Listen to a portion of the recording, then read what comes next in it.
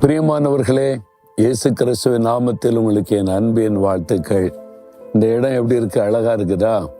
நான் சொன்னல, இந்த ஊட்டா மாநிலத்தில் சால்ட் லேக் சிட்டி சுற்றிலும் அழகான மலைகள். இந்த மலையினுடைய உச்சியில பார்த்தீங்கன்னா பனி படர்ந்து இருக்கிறது. ஆனால் எப்பவும் குளிர்ச்சியா இருக்குது. இந்த மலைகள்ல நிறைய கனிம வளங்கள் இருக்கிறதா. ரொம்ப காஸ்ட்லியான மினரல்ஸ் இங்க கிடைக்குது. அந்த மாதிரி உள்ள மலைகள்.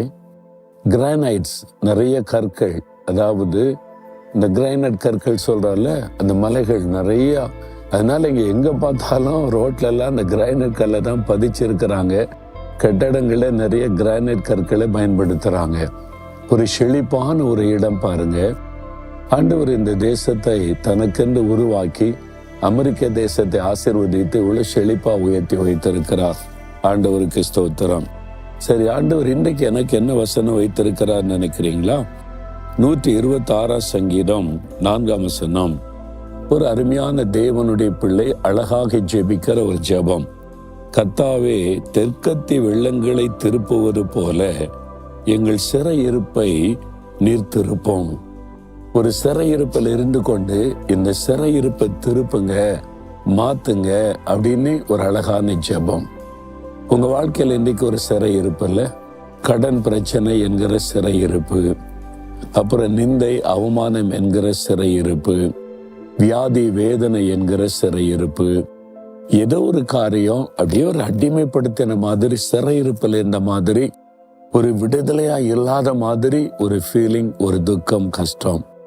வேலை செய்யற இடத்துல, குடும்பத்துல கூட அடிமை மாதிரி இருக்கிறேன். வேலை செய்யற இடத்துல ஃப்ரீயா அங்க வேலை செய்ய முடியாது, ஒரு அடிமை மாதிரி இருக்கிறேன். சிலர் சொல்லுவாங்க, ஊழியத்துல எங்க சில பாஸ்டர் மாதிரி சொல்லுவாங்க, இந்த கமிட்டியை நான் அடிமை மாதிரி நடத்துறாங்க, விடுதலையோடு ஊழியம் செய்ய முடியல. ஒரு சிறை இருப்பு. ஒவ்வொருவருக்கும் ஒவ்வொரு விதமான சிறை இருப்பு. அவர் அழகான ஜெபம் பண்ணுகிறார். தெற்கத்தி வெள்ளத்தை திருப்புவதை போல சில சமயம் பெரும் மழை பெய்யும் போது அந்த வெள்ளம் வரும்போது நீங்க பார்த்துருக்கீங்களா? வாய்க்காலெல்லாம் வேற விதமா திரும்பிடும், ஆறே திரும்பிடும். அது மாதிரி ஒரு சூழ்நிலை வரும். அவ்வளவு பெரிய காரியத்தையும் திருப்பக்கூடிய வல்லமை தேவனுக்கு உண்டு. இயற்கையா நடந்து கொண்டிருக்கிற காரியத்தை கூட அவர் திருப்பிடுவார். அப்போ உங்களுடைய சிறையிருப்பை திருப்ப மாட்டாரா? கட்டாயம் திருப்புவார். நம்முடைய சிறையிருப்பை திருப்பி நம்மை விடுதலையோடு மகிழ்ந்திருக்க செய்ய சிலுவையிலே அவர் ரத்தம் சிந்தி மரித்தார். சிறையிருப்புக்கு தன்னை ஒப்பு கொடுத்தார். அவரை சிறையில வச்சாங்க. அவரை கைது செய்து கொண்டு போய் ஜெயில கொஞ்ச நேரம் வைத்து அடிச்சு வேதனைப்படுத்தினாங்க. ஏன் இந்த சிறையிருப்புக்கு போகணும்? நமக்கு விடுதலை கொடுக்க, சிறையிருப்பை மாற்ற தன்னை அந்த பாடுகளுக்கு அர்ப்பணித்து கொண்டார். அதனால் உங்களுடைய சிறையிருப்பை திருப்புவார். நீங்க ஜெபிக்கணும், ஆண்டவரே என் சிறையிருப்பை திருப்பும்.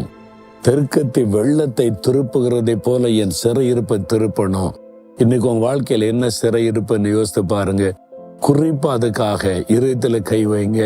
இந்த காரியத்துல என் சிறையிருப்பை மாற்றி திருப்பணும் அப்படின்னு சொல்லி ஜெபிக்க போகிறோம். ஆண்டவரே, எங்கள் சிறையிருப்பை மாற்றுவதற்கு சிலுவையில உங்களை அர்ப்பணித்துக் கொண்டீர். சிறையிருப்புக்கு கூட உங்களை ஒப்பு கொடுத்தீர். நீர் சிலுவையில வெற்றி சிறந்து சிறையிருப்பை மாற்றினீர். ஆண்டவரே, என் வாழ்க்கையில காணப்படுகிற இந்த சிறையிருப்பை மாறி ஒரு சந்தோஷமா மன மகிழ்ச்சியோட நான் வாழணும், வேலை செய்யணும், ஊழியம் செய்யணும். அதற்கு என்னை ஆசீர்வதியும். சிறையிருப்பை திருப்பும்.